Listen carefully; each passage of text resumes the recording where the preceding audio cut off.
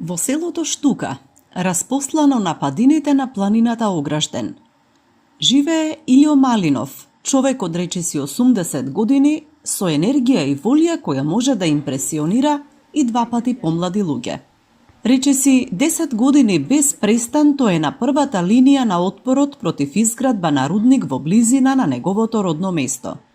Илјо, земјоделец, вели дека целиот свој живот ги следел општествените и политички случувања и кога сметал дека на народот му се нанесува неправда, се вклучувал. Јас още млад сум вомешан во политиката. Сум вомешан. И сите неоправдани, неправилни работи им застанувам на пато и сум стално поддржан. Сега борбата што е за рудник. Тука, што да кажа така, ме мотивира најпрво, ако е друг проблем, има проблеми од разни типове. Може ке има 100 жртви, може ке има 2000 жртви. Ке помине таа и ке сопре това. Ама това нешто, таа рана е голема. Активизмот на Илјо го презедува и помладите, а во неговото село важи за мудар човек чиј глас се слуша. Тој цврсто верува дека граѓаните треба да се гласни за работите што директно ги засегаат и да не дозволуваат одлуките на политичарите да им ја кројат судбината.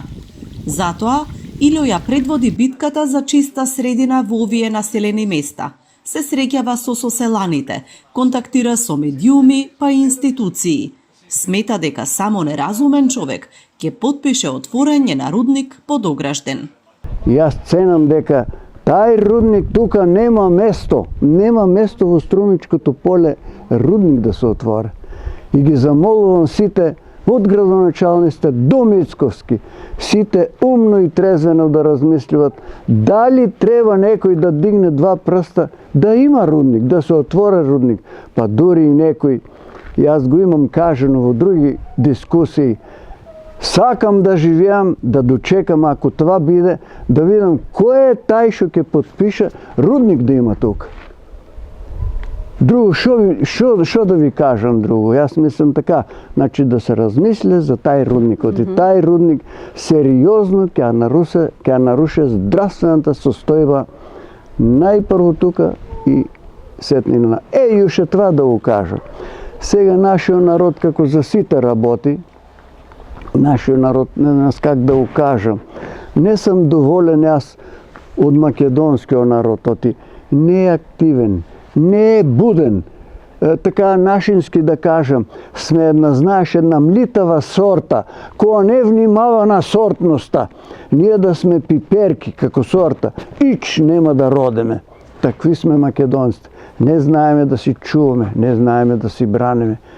Промените не доаѓаат со седење. Со овие зборови не испраќа дедо Илјо, но и со пораката дека за да се случат промени, треба да се почне со активизам, макар тој бил олицетворен во делото на еден 80 годишен старец.